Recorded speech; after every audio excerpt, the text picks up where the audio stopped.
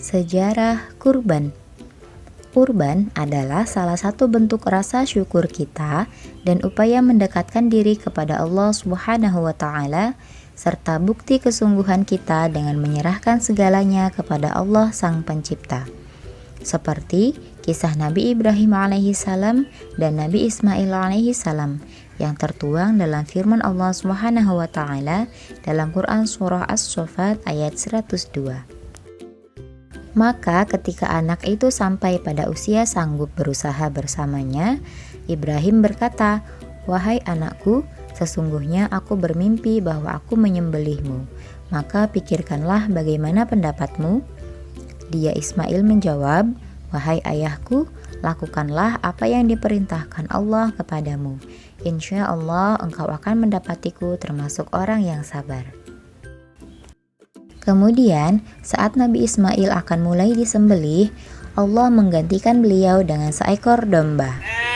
Maka, tidak ada korban pada saat itu, yang ada hanyalah kurban.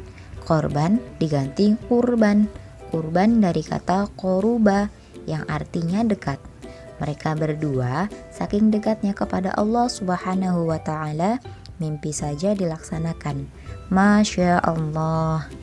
Ada 3 peristiwa besar yang terjadi saat Nabi Ismail akan disembelih.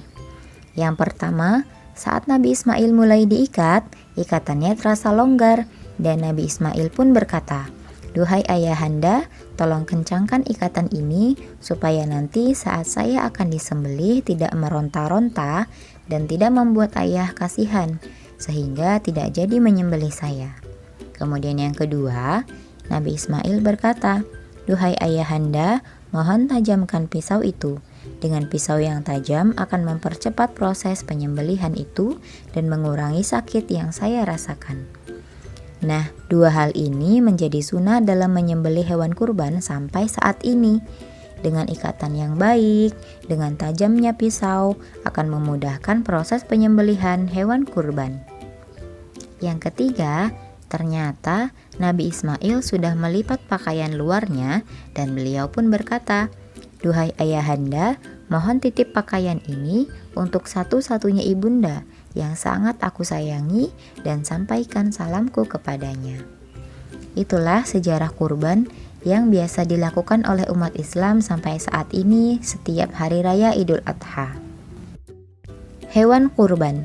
Hewan yang bisa dikurbankan seperti firman Allah dalam Quran Surah Al-Hajj ayat 34. "Dan bagi tiap-tiap umat telah kami syariatkan penyembelihan kurban supaya mereka menyebut nama Allah terhadap binatang ternak yang telah direzekikan Allah kepada mereka. Maka Tuhanmu ialah Tuhan yang Maha Esa, karena itu berserah dirilah kamu kepadanya dan berilah kabar gembira pada orang-orang yang tunduk patuh kepada Allah." Dari ayat tersebut, hewan yang dijadikan kurban adalah hewan ternak dan disyariatkan ketika menyembelih kita menyebut nama Allah Subhanahu wa Ta'ala.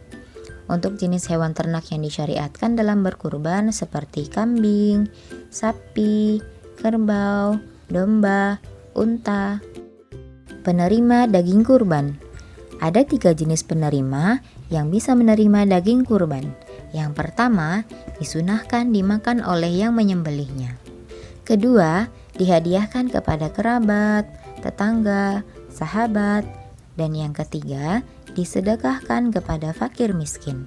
Seperti firman Allah dalam Quran Surah Al-Hajj ayat 28, supaya mereka menyaksikan berbagai manfaat bagi mereka dan supaya mereka menyebut nama Allah pada hari yang telah ditentukan atas rizki yang Allah berikan kepada mereka berupa binatang ternak. Maka makanlah sebagian daripadanya dan sebagian lagi berikanlah untuk dimakan orang-orang sengsara dan fakir. Nah, itulah tadi materi tentang kurban. Semoga kita termasuk orang-orang yang senantiasa mendekatkan diri kepada Allah, seperti Nabi Ibrahim dan juga Nabi Ismail. Demikian video pembelajaran kali ini. Terima kasih telah menonton. Wassalamualaikum warahmatullahi wabarakatuh.